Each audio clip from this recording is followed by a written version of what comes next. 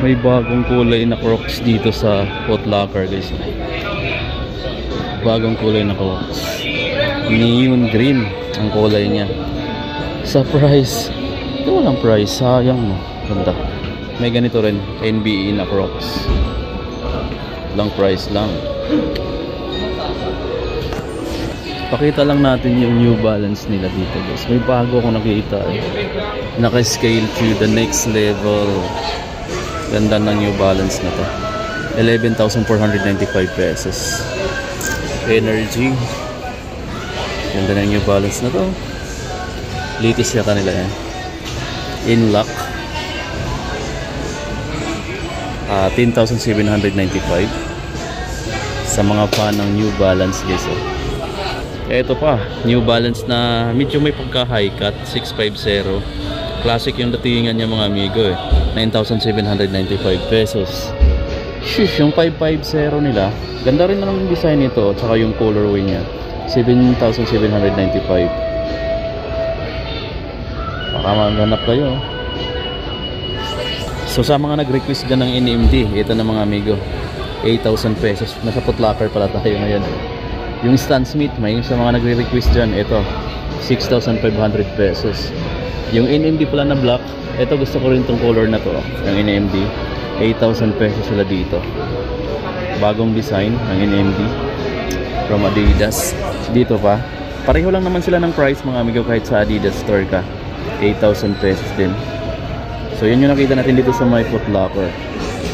Ayan yung ibang mga sapatos nila na available. Andun yung mga Dunks, check natin.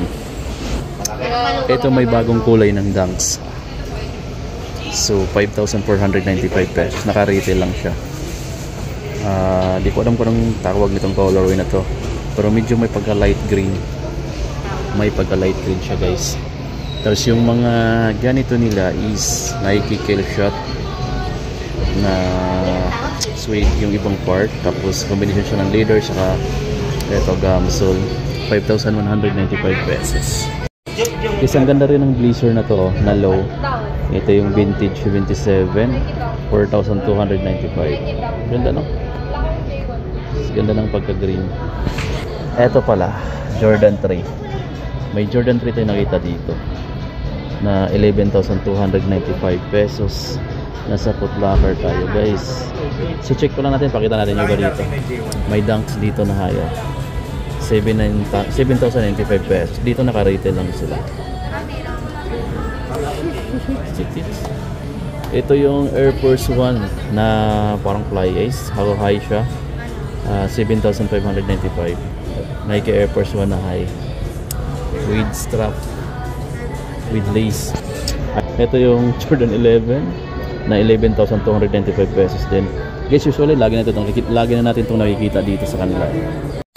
Ito pala, guys, may stocks pala sila dito ng Panda Dunks. Naka-retail lang siya dito ng 5,495. Dati marami naghahanap nito, pahirapan. Ngayon lagi na silang may stocks dito sa Foot Locker. Hindi ko lang sure sa mga sizes kung available pa rin. Tingnan mo yung ilalim Minsan dito kasi hindi maganda yung hindi pantay yung design niya. Pero ito okay, goods na goods tong isang to. Guys, sa mga ganap ng Panda, naka-retail siya dito ng 5,495.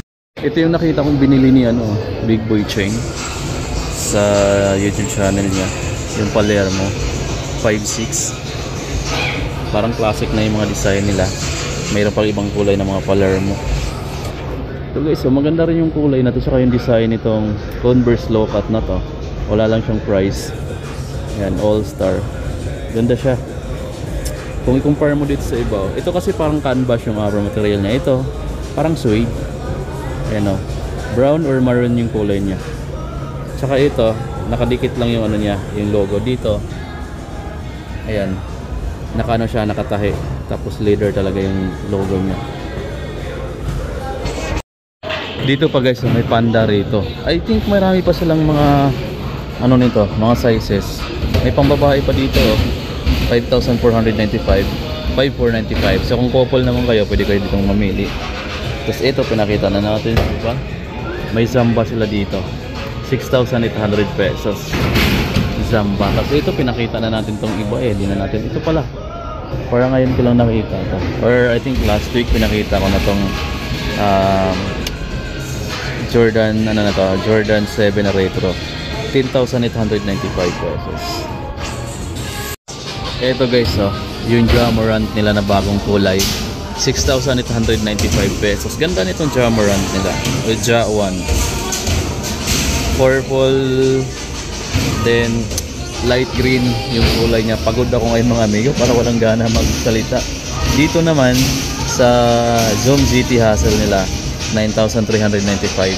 Itong bagong kulay 9,395. Bagong design ng logo din yan.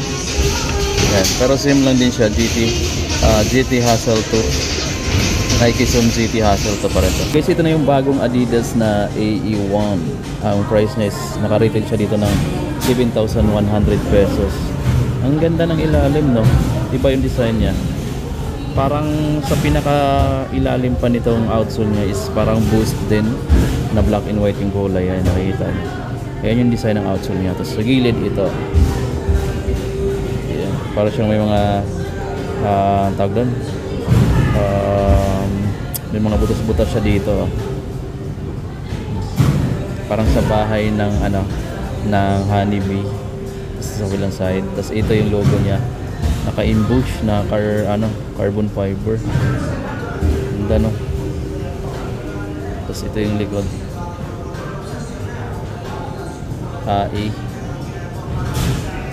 Simple lang yung design. Medyo mabigat lang siya. Hard hard rubber. Pati ito. Tapos dito rubberized din to, rubber to. Tapos itong part na to parang mesh material din. Yung dala niya. Medyo mabigat. Tapos ito carbon fiber. Naka-imbush. Ayan. Okay, so yun yung iba mga amigo, yung mga Puma. Wala namang bago. So napakita ko na yan before. Dito lang mayroong bago. So yun yung mga latest dito. Yung Adidas mga amigo na AE1. Yun yung latest. So yan, ito yung Foot Locker. Right. Sa may Puma section tayo. Dito sa may Foot Locker. Sa may Trinoma na branch. Ayan. So gabi na ngayon, dinaanan ko lang para mag-update ako sa inyo. May mga nakita tayo ditong latest release, lalo na yung Adidas AE1 na nag-restock sila dito ng Nike Dunk Panda. So mayroon sila doon. Then may ibang colorway din sila ng Dunks na bagong labas. So yun yung napansin natin.